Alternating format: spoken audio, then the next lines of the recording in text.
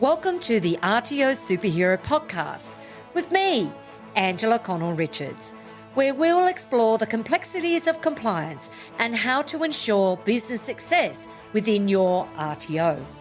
This podcast is for anyone within the training industry who wants to learn from my experience as an RTO consultant, RTO manager, trainer and assessor, and entrepreneur, as well as the experience of other experts in this field. Listen in and let us help you become the RTO superhero you want to be.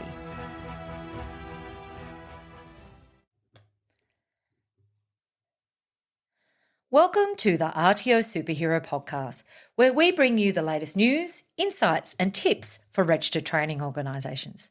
Hi, I'm your host, Angela Connell-Richards, and in today's episode, we're going to talk about the advantages of government funding for RTOs. Government funding is a key source of revenue for many registered training organisations in Australia, and it can provide significant financial, quality, accessibility, and employer benefits.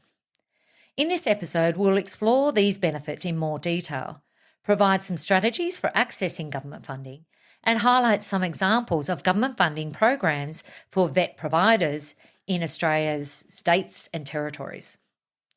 Let's start by discussing the financial benefits of government funding. As you know, government funding can help cover the costs of delivering training programs, including the cost of materials, equipment, and personnel. This can be a significant benefit for training organisations, especially those with limited resources.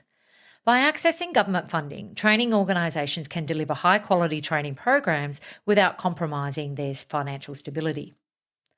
Another advantage of government funding is the impact it has on the quality of training. Government-funded programs often have strict quality standards that training organisations must meet in order to receive the funding. These standards help to ensure that the training is of high quality and meets the needs of learners and employers. As a result, government funding can help improve the overall quality of training in a particular industry or sector. Government funding can also make training more accessible and affordable for learners, particularly for those that do not have the financial means to pay for training themselves. In addition, government-funded training programs can provide additional support services for learners, such as tutoring, mentoring, and career counselling. This can help learners achieve their goals and succeed in their chosen career. For employers, government-funded training programs can provide a skilled and knowledgeable workforce. This can increase productivity, reduce turnover, and improve the overall quality of work. In this way, government funding can support the growth and success of businesses and industries. Now, let's talk about some strategies for accessing government funding. To access government funding opportunities, training organisations should research the available funding programs and requirements for each program to ensure that they meet the quality standards set by the government. Developing a strong business case for funding applications is also very important, which should demonstrate that the training program that you are offering and the expected outcomes and benefits and the resources required to deliver the program are all in place. For some small businesses looking to grow and scale their RTO, accessing government grants can be a significant advantage. Many government grants are specifically designed to support the growth and development of small business. These grants can provide financial assistance for a range of activities, such as research and development, training, and business expansion. Now, when I talk about these type of government grants, this isn't the training government funding where students get access to the funding. This is where you as a business get access to funding. Now, let's highlight some examples of government funding programs for VET in the Australian states and territories. In New South Wales, we have the Smart and Skilled funding program, and it provides support for VET. In Victoria, the Skills First program.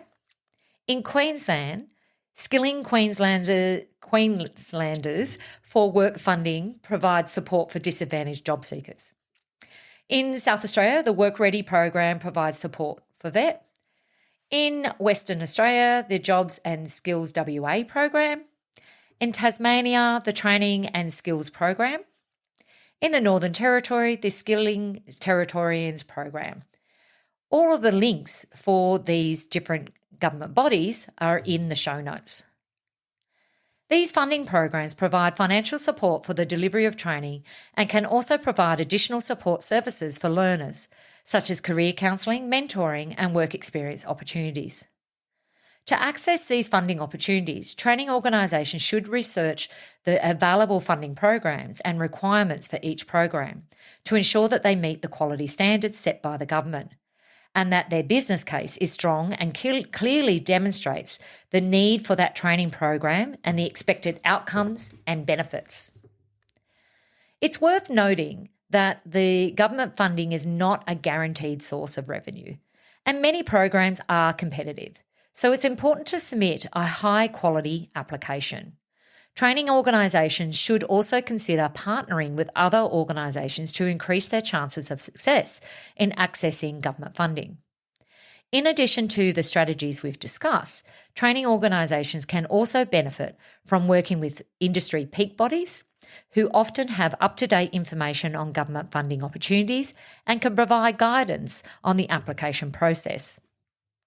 In conclusion, government funding opportunities for the training industry in VET are available in all Australian states and territories, and training organisations can benefit from the financial, quality, accessibility and employer benefits that government funding can provide.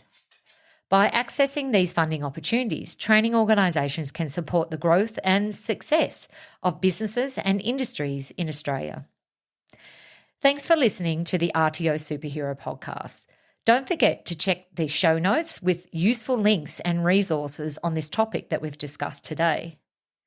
Tune in next time for more insights for RTOs, where I'll be covering Profit First, how RTO managers and CEOs can transform their finances and build a more profitable business.